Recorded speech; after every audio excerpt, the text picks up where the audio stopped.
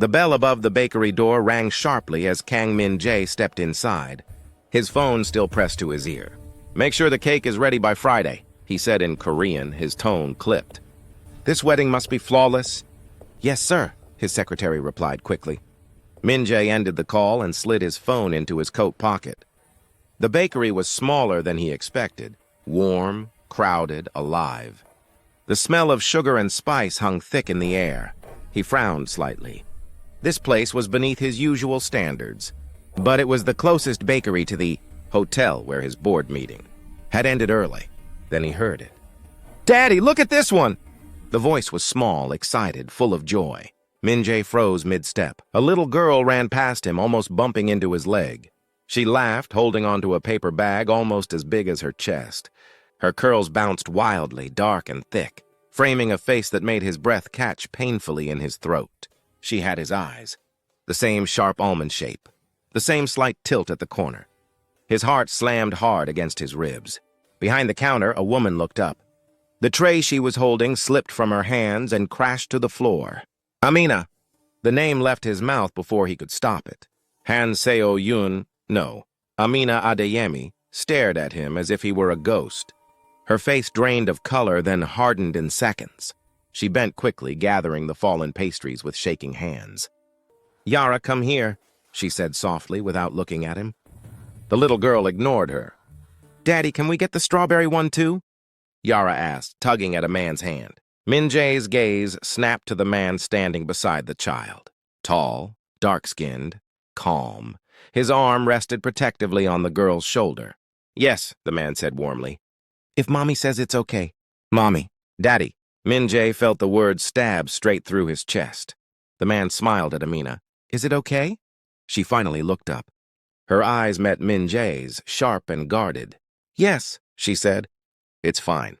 Her voice was steady, but Min-Jae saw the tension in her jaw.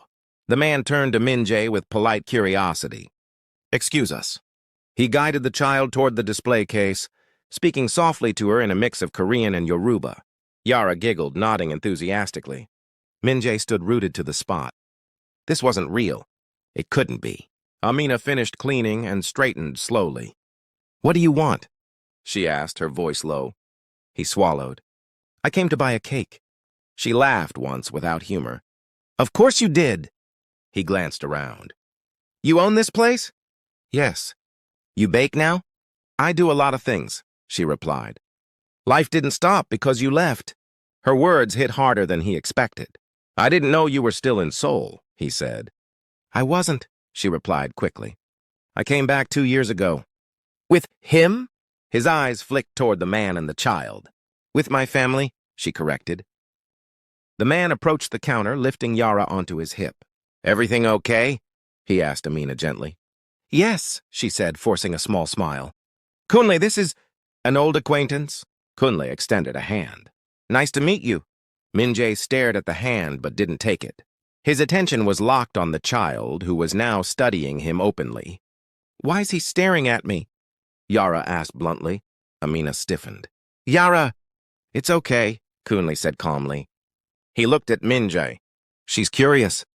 Min-Jae crouched slightly, unable to stop himself. "What's your name?" he asked softly. "Yara," she said. "Who are you?" His throat tightened. "I'm Min-Jae." She frowned. "You look sad." Kunle chuckled lightly.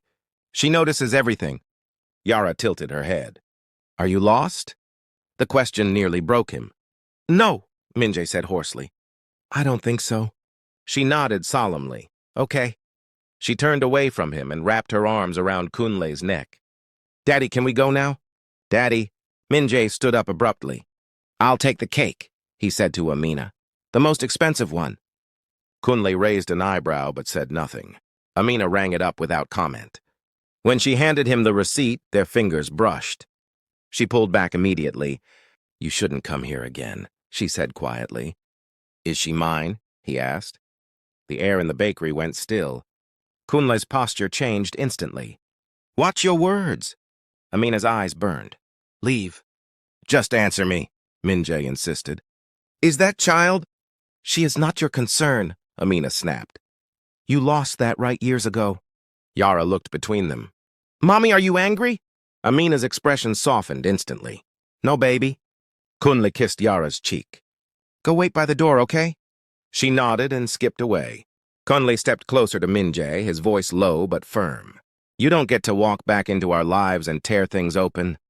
Our lives? Min-Jae echoed. Yes, Kunle said. Ours. Min-Jae laughed bitterly. You replaced me. Kunle didn't flinch. You abandoned them. Amina turned away, her shoulders trembling.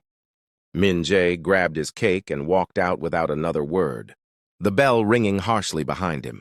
Outside, the cold air hit his face, but it did nothing to calm the storm inside his chest. A child. Amina had a child, and that child had called another man Dad. If this story already has you hooked, don't forget to like this video and subscribe, because what happens next will change everything. And if you think that child might be his, or you believe the man raising her is the real father, drop your thoughts in the comments. The truth is about to get dangerous. Min-Jae didn't go back to his car immediately. He stood across the street from the bakery, the cake box heavy in his hands, watching through the glass window like a man spying on a life that could have been his. Inside, Amina bent to Yara's level, speaking softly. The child nodded, then Kunle lifted her again, resting her on his shoulder as if it were the most natural thing in the world. Min-Jae's jaw tightened. He had held board meetings with men twice Kunle's size without fear. He had negotiated billion-dollar deals without his pulse changing. Yet the sight of another man, holding a child who looked like him, made his hands tremble. He got into his car and slammed the door. Find everything, he said into his phone the moment his investigator picked up. Everything about Han Seo-yun, Amina Adeyemi, from 6 years ago till now. Sir, that may take... I don't care how long it takes, Min-Jae snapped. I want hospital records, travel records, anything about a child. There was a pause. A child, sir? Yes, he said tightly. A girl. He ended the call and leaned back, closing his eyes. The image of Yara's face burned behind his lids. The same eyes. The same calm stare. The same way she had studied him like she was trying to understand something she couldn't name. He drove straight to his mother's house that night. Madame Kang sat in her living room, sipping tea as if the world had not just shifted beneath her son's feet. You look troubled, she said. Is something wrong with the wedding preparations? There is no wedding, Min-Jae replied coldly. She set her cup down slowly. What do you mean? I mean it's postponed, he said. Possibly canceled. Her eyes sharpened. Because of that woman? Min-Jae stiffened. You knew. She scoffed. Knew what? You knew Amina was pregnant, he said, his voice shaking now despite his effort to control it. Didn't you? Silence. That was all the answer he needed. You lied to me, he said. You let me believe... I protected you, she cut in sharply. I protected this family. By destroying mine, he demanded. She stood. That child would have ruined everything. Do you know what it would mean for our shareholders? For our name? Min-Jae laughed, a harsh, broken sound. You were afraid of her blood, he said. Not the scandal. She looked away. I did what was necessary. He stepped back, as if seeing her clearly for the first time. If she is my daughter, he said quietly, you will never see her. Madame Kang's face hardened. You will not bring a mixed child into this family? Min-Jae turned and walked out. That night he didn't sleep. His phone buzzed just before dawn. I found something, the investigator said. Hospital records were altered, sir. But there's confirmation. Amina Adeyemi gave birth to a female child 7 months after the divorce. Min-Jae sat up slowly. Is there a father listed? No, the investigator replied. The space was left blank. Min-Jae closed his eyes. A child born into silence, into fear. She left Korea to Nigeria shortly after, the investigator continued, and returned 2 years ago with a man named Kunle Park. He's not the biological father, sir. Min-Jae exhaled shakily. Thank you. He went to the bakery again that morning. Amina saw him through the window and froze. No, she whispered to herself. Kunle noticed her reaction immediately. What is it? He's back, she said. Min-Jae stepped inside, empty-handed this time. We're closed, Amina said firmly.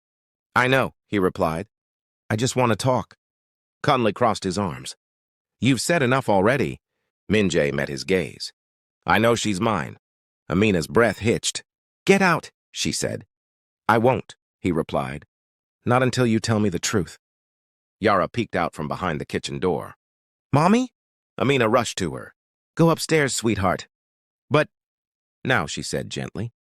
Yara hesitated, then obeyed. Kunle's voice dropped. You don't get to upset her. I didn't know, Min-Jae said, his voice cracking for the first time. I swear to you I didn't know. Amina's eyes filled with tears she refused to let fall. You didn't want to know, she said. I begged you to listen. You chose your mother. You chose your pride. I was wrong, he said. Let me fix it. You can't, she replied. She already has a father. Kunle nodded. And she's happy. Min-Jae clenched his fists. Happiness built on a lie? Kunle stepped forward. Built on love! Silence stretched between them, thick and painful. If this story is making you feel something, pause for a moment and ask yourself, what truly makes a father? Min-Jae took a breath. I want a DNA test. Amina laughed bitterly. You want proof now? After 6 years? Yes, he said. I need to know. Kunle looked at her. It's your choice. Amina closed her eyes. Memories flooded her mind, threats, fear, nights crying alone. Then she opened them. Fine, she said. But don't think this changes anything. Min-Jae nodded. I understand.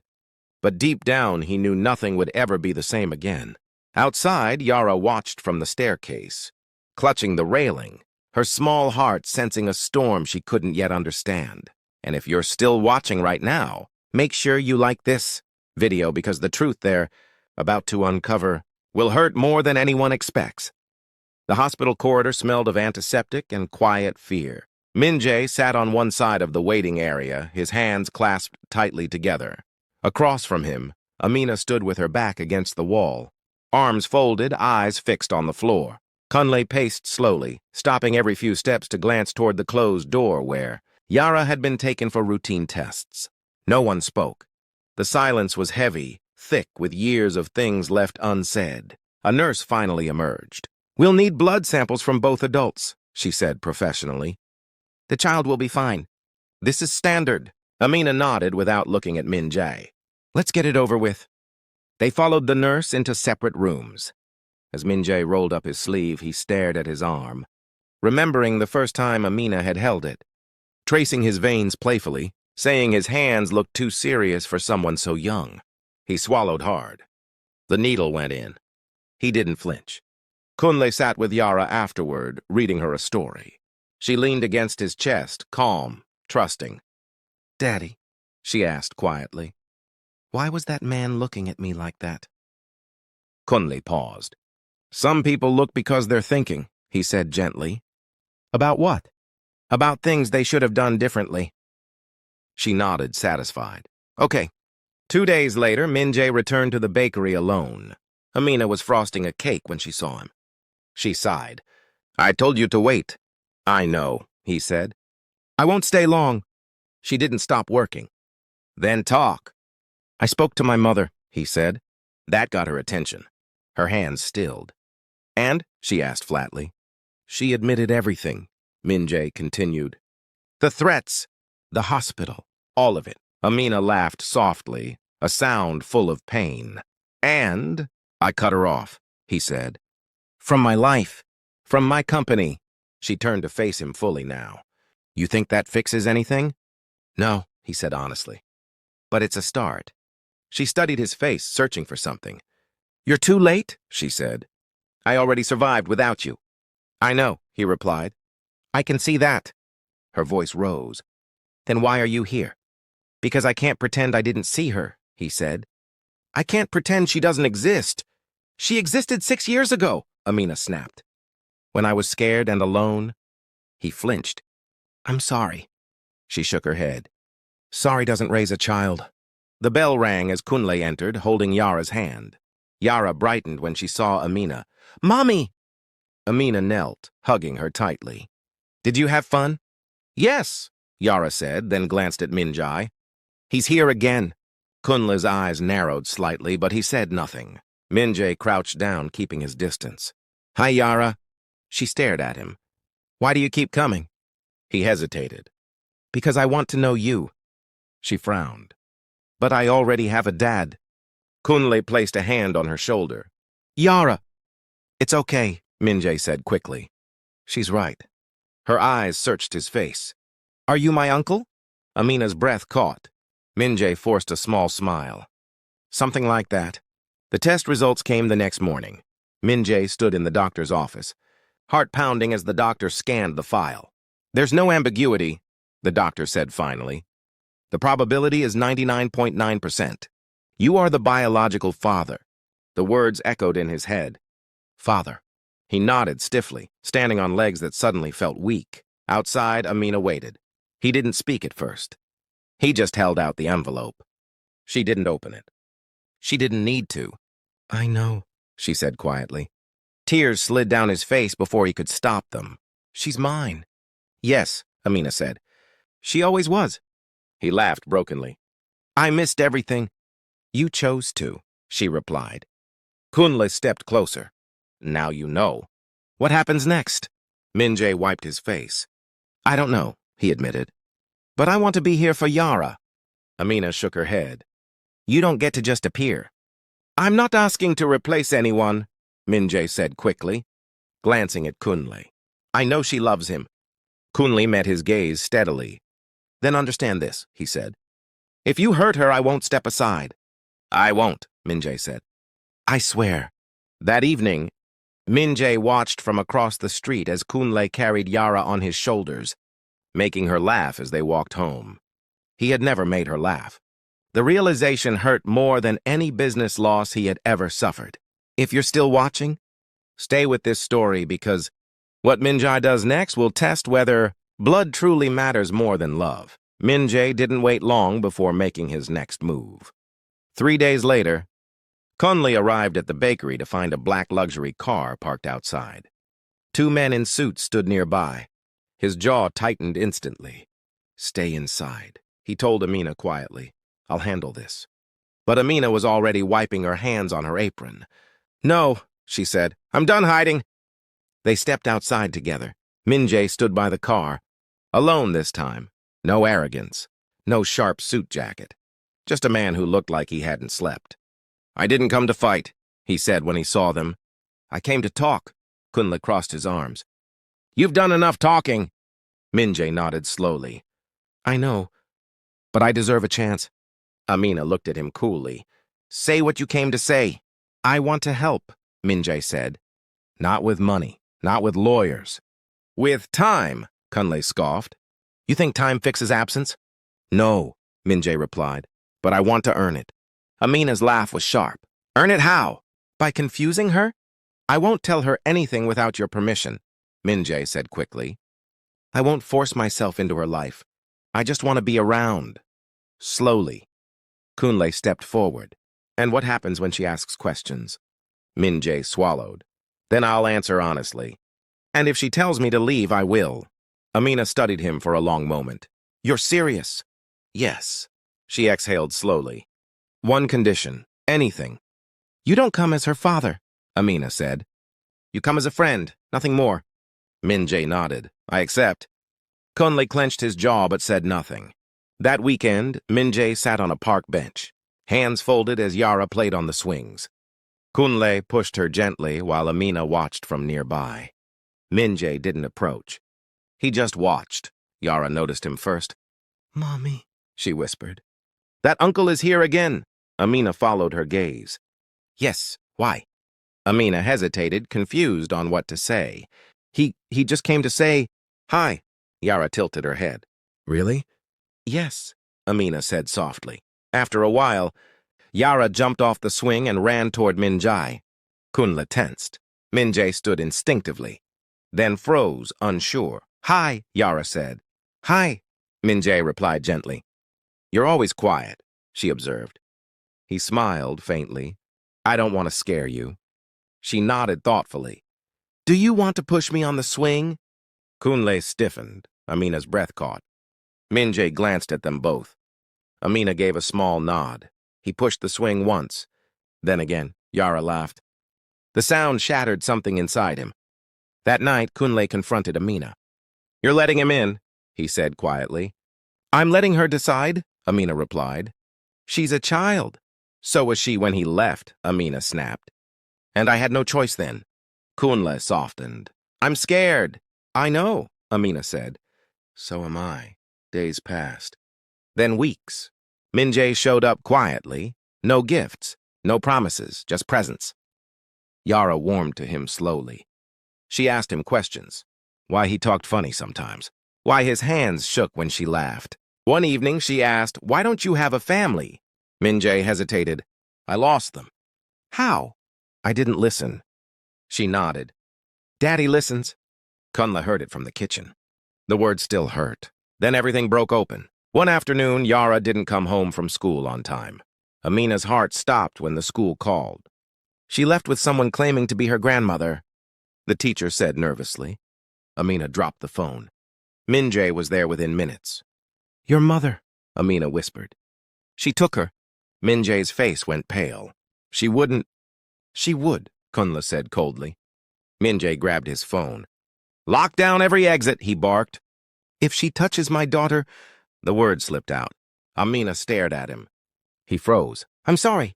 They found Yara at Madame Kang's house. She was crying, clinging to the sofa. Amina rushed to her. "Baby!"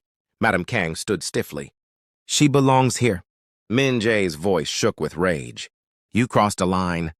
"She is your blood," Madame Kang insisted. "No," Min-Jae said. "She is my choice." Yara buried her face in Amina's neck. "I want to go home." Min-Jae stepped forward. "Let her go!" Madame Kang hesitated, then stepped aside. Outside, Yara looked up at Min-Jae. "Why is that woman scary?" He knelt. "Because she doesn't know how to love properly." Yara considered that. "You're learning." He nodded, tears in his eyes.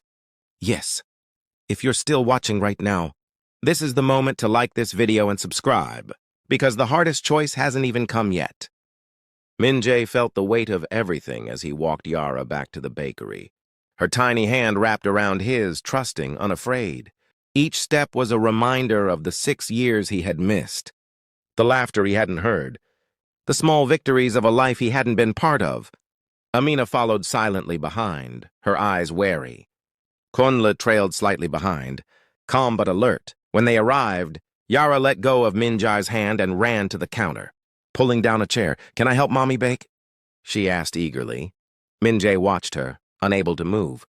She was vibrant, full of life, and completely unaware of the storm surrounding her. Amina looked at him. "You don't touch the ingredients," she said firmly. "Not yet. I won't," he promised. Yara glanced at him and smiled. It was a smile that broke and healed at the same time. Min-Jae found himself leaning closer, wanting to scoop her up and never let go. But he held himself back. Kunle cleared his throat. "She's already bonded with you enough," he said. But his tone was measured, not angry. Amina nodded slightly. "She's curious." "That's all. Don't push it." "Min-Jae," he exhaled. "I won't." The days that followed were a careful balance. Min-Jae came to the bakery quietly, never interfering, never overstepping. He helped Yara with homework, read her stories, and sometimes just sat silently watching her play. He let Kunle remain the dad figure in her eyes. While he tried to earn a place without demanding it, one evening after a long day at the bakery, Yara turned to him. "Why do you look sad sometimes?" Min-Jae paused. "Because I didn't take care of you when I should have," he said honestly. Yara tilted her head. "Do you like me?" He smiled softly. "I like you more than anything." She hugged his leg suddenly tight and he froze. The world felt like it had stopped around them. Kunle watched quietly from the kitchen, and even Amina's face softened as she observed the connection growing between them. But nothing stayed simple for long. The next week, Min-Jae received a call from his mother. Her tone was icy, controlled. "I know where she is," Madame Kang said, "and I want to meet with you, alone." He slammed the phone down. His heart pounded. He had worked for years building empires, but now he felt powerless. "I need to see this through," he whispered to himself. Amina didn't ask where he was going. though her eyes reflected concern. "Be careful," she said. He nodded, gripping the steering wheel tightly. When he arrived at his mother's residence, Madame Kang was waiting in the grand foyer, cold and imposing. "Do you understand what you've done?" she asked, her voice low but sharp. "I understand now," he said, "and I won't let you hurt her or Amina again." "You think you can stop me?" she demanded. "This is my family. You don't get to rewrite it." "I'm not rewriting anything," Min-Jae said steadily. "I'm just here to protect them." Madame Kang's eyes narrowed. "Protect them? Or claim them?" "I'm not claiming anyone," he said. "I'm just saying that if you interfere with Yara, you will answer to me." For a moment, silence hung between them. Then Madame Kang turned, her expression unreadable. "We'll see how long you last." Min-Jae left her house with a pounding heart. This wasn't over. He knew she would try something again, and he knew he couldn't let Yara be caught in the middle. Back at the bakery, Kunle noticed the tension in Min-Jae's eyes. "What happened?" he asked cautiously. "Just a family dispute," Min-Jae said lightly. "Nothing you need to worry about." Amina, however, was less forgiving. "You can't go walking into their world and think it won't affect us," she said sharply. "I'll be careful," Min-Jae promised. "I only want to be here for Yara." Yara, oblivious to the storm, tugged at Min-Jae's hand. "Can we make cookies tonight?" Min-Jae looked at Amina, who finally nodded. Yes, she's happy.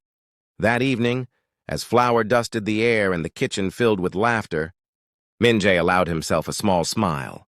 For the first time, he felt a sense of belonging, but the shadow of the past remained. Madame Kang had already begun plotting, and he knew the next confrontation would be inevitable. He also knew that this time he would not back down. The story is far from over.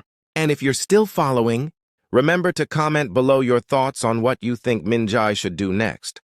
And don't forget to like and subscribe, because the final revelations are coming soon.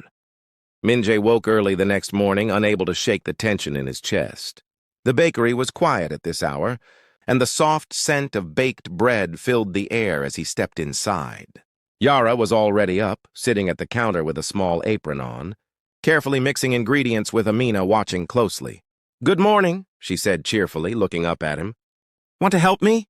"I thought I'd let you do the hard work," he replied with a faint smile. Yara frowned. "That's not fair. You're supposed to be my helper." He laughed softly, the sound echoing through the small kitchen. "Okay, I'll help." As they worked together, stirring, kneading, and sprinkling sugar, Min-Jae felt a calm he hadn't experienced in years. The moments with Yara were fleeting but precious. She didn't call him father. She didn't even expect him to be. And yet in every giggle, every question, he felt a connection forming, slow, fragile, but real. Hours later, when the dough had risen and the cookies baked to golden perfection, Yara wiped her hands and leaned against him. "You look sad sometimes?" she said quickly with a small frown on her face. "I just wish I could turn back the hands of time," he admitted. "I wasn't there for someone when I should have been." Yara studied him carefully. "You can't fix the past, right?" "No," Min-Jae said with a small smile. "But I can try to make things right now." She smiled, small but genuine, and reached out to touch his cheek. "Then that's good. Now stop frowning. Mummy said it makes one old." Min-Jae chuckled, clenching back tears. That evening, as Min-Jae prepared to leave, his phone buzzed. It was a message from Madame Kang. "We need to meet tonight." He took a deep breath, gripping the steering wheel as the car sped through the streets. Every instinct told him this would be a confrontation. But this time he would not cower. Madame Kang greeted him with the same cold stare he remembered from years ago. "You're meddling in things beyond your understanding," she said, her voice sharp. "I understand enough," Min-Jae replied firmly. "If you interfere with Yara again, I won't allow it. She is under my protection now." "Protection? She is my granddaughter. You think you can dictate her life?" "I don't think I know," he said, his voice unwavering. "I won't allow her to be used as a pawn. She deserves love, not manipulation." Madame Kang's face twisted in anger, but he didn't flinch. "Do you realize what you're doing?" she hissed. "Yes," he said. "And I don't care anymore. I will not let the past control her future." He turned and walked out, leaving her standing in stunned silence. For the first time, he felt a sense of empowerment, not through wealth or status, but through his resolve to protect what truly mattered. The next day, Min-Jae returned to the bakery. Yara was sitting at the counter sketching with crayons. She looked up and waved. "Uncle Min-Jae!" He smiled warmly. "Hey, Yara, how's my little artist today?" Amina glanced at him, her eyes softening. "She's learning patience," she said. Min-Jae knelt beside Yara. "Can I see your drawing?" She handed it to him carefully. It was a picture of the three of them, Amina, Yara, and a smaller figure standing nearby. He recognized the figure immediately. It was him. "You drew me?" he asked softly. Yara nodded. "I like when you're here." Min-Jae felt a lump rise in his throat. "I like being here too," he said quietly. Kunli approached, observing the interaction without interference. He had seen the subtle transformation over the weeks. Min-Jae was no longer a stranger in their lives, but a patient presence, learning to be part of Yara's world without taking it over. Later that evening, Min-Jae sat alone in his car, reflecting on everything that had happened. The anger, the guilt, the heartbreak, all of it was still there, but now tempered by hope. He had earned the right to be near Yara, not by entitlement, but by showing care, patience, and respect for the life she had been given. He pulled out his phone and typed a message to Amina. "Thank you for letting me try." Her reply was almost immediate. "You're doing well. Keep going."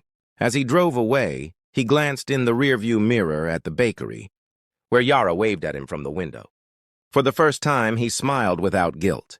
He had faced the past, accepted the consequences, and earned a place in the present. This was not the fairy tale ending of instant forgiveness or love restored overnight. It was real, messy, emotional, and for Min-Jae, it was enough.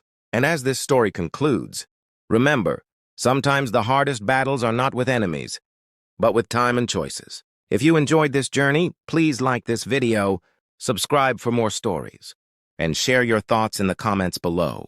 Who do you think truly shaped Yara's world more, Kunle, the man who raised her, or Min-Jae, the father she never knew? Your opinion matters, and the discussion is just as important as the story itself.